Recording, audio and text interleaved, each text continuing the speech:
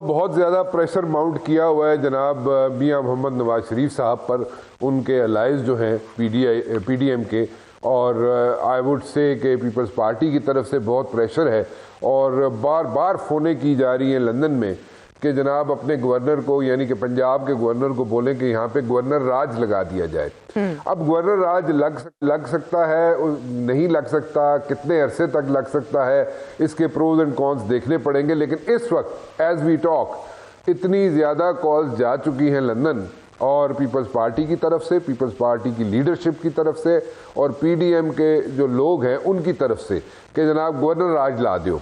अब गवर्नर राज मैं जिस तरह पहले कह चुका हूँ, गवर्नर राज लगता है, नहीं लगता है, लग सकता है, और अगर लग सकता है तो कितने दिनों के लिए लग सकता है, उसके क्या लीगल इम्प्लीकेशंस क्या होंगी, क्या वो वाकई लॉन्ग लास्टिंग हो सकता है, क्या वाकई वो इस सारे क्राइसिस का सलूशन है या नहीं है। लेकिन एक चीज़ बिल्कुल वाज़ेह है कि ये सारा मसला जो है ये कोर्ट्स की तरफ जाते हुए नज़र आ रहा है, कोर्ट्स में जाएगा और कोर्ट्स में जाके ये एक लीगल बैटल शुरू हो जाएगी, और उसके बाद जनाब एक फिर अनसर्टेनिटी जो है सबसे बड़ा जो सूबा है मुल्क का, उसमें पैदा हो जाएगी।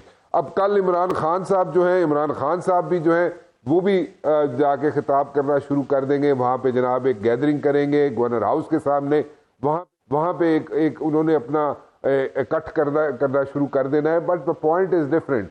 पॉइंट ये है कि अगर इसी तरह चलता रहा ये अनसर्टेनिटी, इसी तरह पॉलिटिकल अनसर्टेनिटी चलती रही, तो एक सिचुएशन बन सकती है और वो बड़ी सीरियस सिचुएशन बनेगी, और शायद फिर उसमें से पुल आउट करना मुश्किल हो जाए।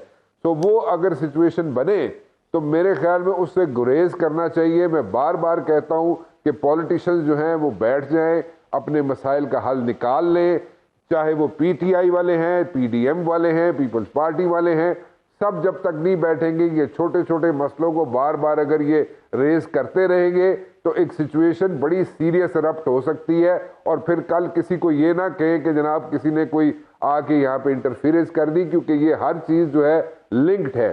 Political stability leads to like economic stability leads to security of Pakistan. तो ये सारी चीजें इंटरलिंक्ड हैं। तो अगर पॉलिटिशियन यहाँ पे बैठ के अगर नहीं काम करेंगे, अपने हल नहीं निकालेंगे, अपने मसाइल का हल नहीं निकालेंगे, तो एक इशू बन जाएगा। नाउ एक और सीट एडजस्टमेंट्स की बात करना चाहूंगा, क्योंकि और पीटीआई की सीट एडजस्टमेंट जो है उस पर भी एक बहुत ज्यादा इन डेप्थ जाके, इन डिटेल जाके गुफ्तगू हो रही है उस पर।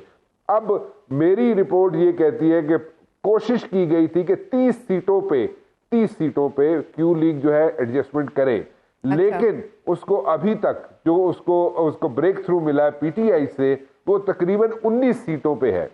19 सीटों पे उसको ब्रेक थ्रू मिला है, उससे ज्यादा अभी तक नहीं मिला। बट देन अगेन 2-4 सीटें ऊपर नीचे होके मेरे ख्याल में सीट एडजस्टमेंट्स भी उनकी हो जाएंगी। अच्छा। अब 4 पीटीआई के एमपीएस जो है, वो मैं थोड़ी सी डिटेल भी दे दूं आपको। 4 पीटीआई के एमपीएस जो है वो मुल्क में नहीं है। 2 मुस्लिम लीग नून के एमपीएस जो हैं वो मुल्क में नहीं है, और एक राह हक के एमपीए जो हैं वो भी मुल्क में नहीं है। तो अगर ये लोग नहीं है इस वक्त, ये बन गए जनाब 6 और एक 7 एमपीएस जो हैं, अगर वो यहाँ पे नहीं है, और इस वक्त अगर कोई भी यहाँ पे वोटिंग या कोई और सिलसिला होता है या काउंट किया जाता है कि चीजों को डिटेल में जाके, तो वो उसमें क्या सिनेरियो बनेगा, क्या उसके लिए तो दिया भी इसीलिए वक्त जाता है ना कि 3 दिन बाद और 7 दिन से पहले, यानी 10 दिन के अंदर अंदर आपने अमल इसीलिए मुकम्मल करना होता है कि अगर कोई बैरून मुल्क है, अलील है या कोई और इमरजेंसी है तो वो पहुंच सके।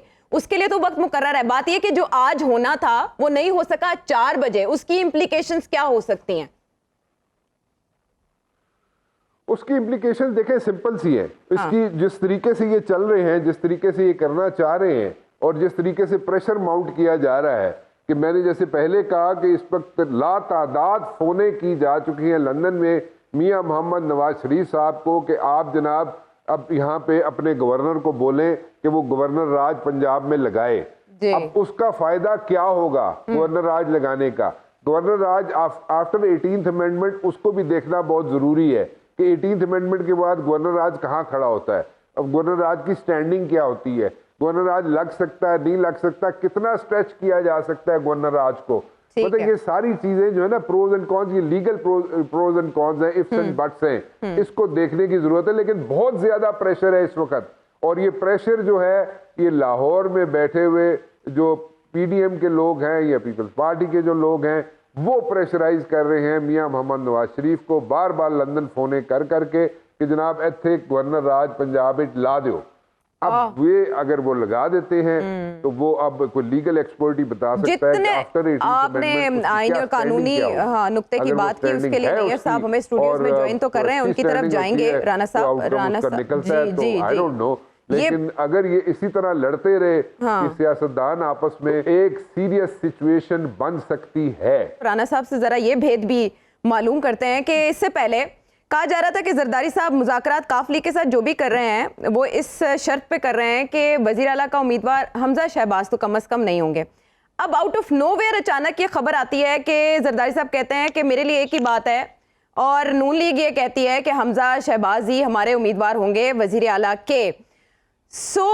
इससे पहले कल तक हैदर या हसन, पाकिस्तान पीपल्स पार्टी के ये दो नाम चल रहे थे, और दूसरी तरफ मलिक अहमद खान साहब का भी नाम लिया जा रहा था, और भी 4 नाम थे। कम से कम हमजा शहबाज साहब का तस्करा नहीं था। अचानक राणा साहब ये क्या तब्दीली आई कि अब ये नाम है सामने?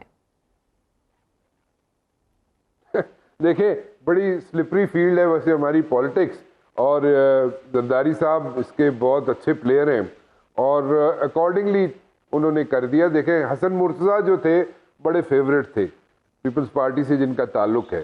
हसन मुर्तज़ा साहब इसके मतलब आई वुड से कि किसी हद तक सब लोग राज़ी भी हो गए थे कि हसन मुर्तज़ा साहब को नेक्स्ट सीएम के लिए पिच कर दिया जाए।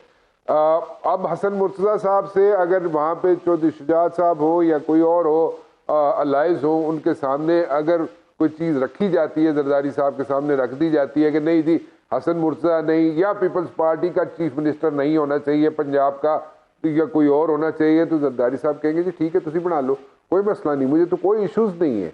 तो वो जरदारी साहब has all those has the art कि वो जिस तरफ वो लोग बनाना चाहें वो वहाँ पे कोई सींग फंसा के बैठेंगे नहीं।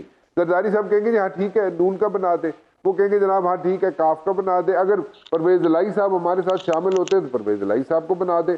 तो उनका आसिफ जरदारी साहब का इशू नहीं है, लेकिन हॉट फेवरेट अब से कुछ घंटे पहले तक हसन मुर्तज़ा साहब ही थे जी। तो हसन मुर्तज़ा साहब फिर दोबारा हॉट फेवरेट हो जाते हैं चीफ मिनिस्टर के लिए, सीट के लिए, उसके ऑफिस के लिए, मुझे नहीं पता, लेकिन अभी कुछ घंटे पहले तक हसन मुर्तज़ा साहब यानी कि पीपल्स पार्टी अपना चीफ मिनिस्टर बनाना चाहती थी।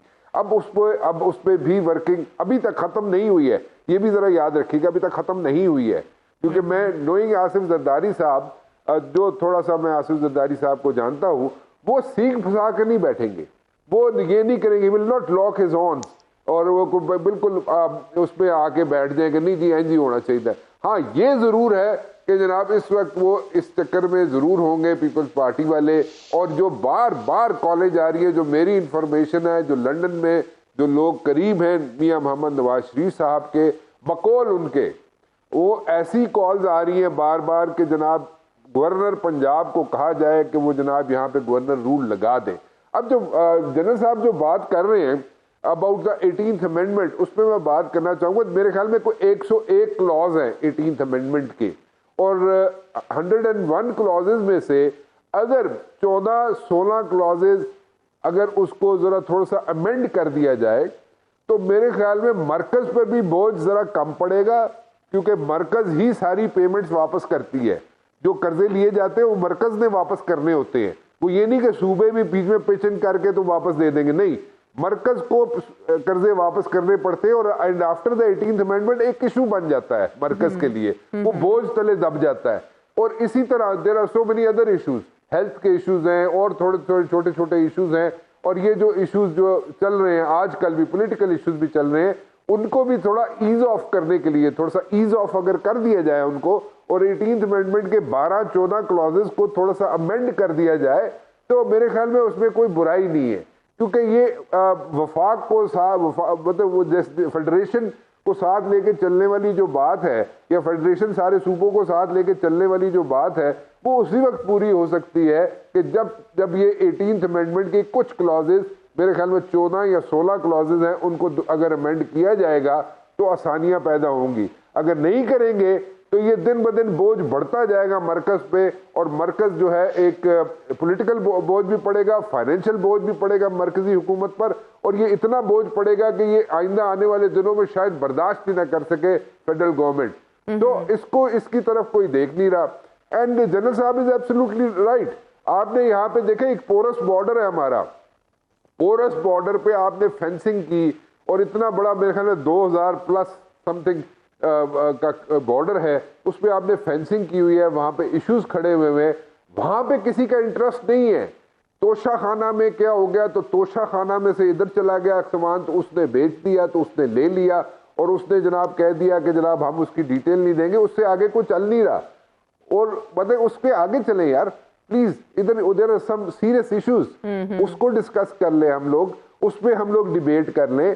हमें डिसेप्शन चलाई जा रही है, बात तो और सच है मैं बहुत बिल्कुल क्लियर हूँ, मैं अपने माइंड में मैं बिल्कुल क्लियर हूँ इसमें, मैं बिल्कुल क्लियर हूँ आयशा इस चीज पे कि जनाब ये डिसेप्शन है, और ये खास तौर पे जो इस वक्त जो सिचुएशन बनी हुई है लाहौर की, पंजाब की, वो डिसेप्शन है, डिसेप्शन है और डिसेप्शन है। जहां पे हमारे जवान जो है वो सीने पे गोलियां हमारे लिए खा रहे हैं, उस तरफ कोई नहीं देख रहा, उस तरफ कोई तवज्जो नहीं दे रहा, और दूसरी तरफ हम लोग लगे हुए हैं जनाब के गवर्नर राज लग जाएगा या गवर्नर राज नहीं लगेगा, या चीफ मिनिस्टर कौन बन जाएगा या चीफ मिनिस्टर नहीं बनेगा। दिस इज लाइक हम लोग we should grow up, we are not growing up.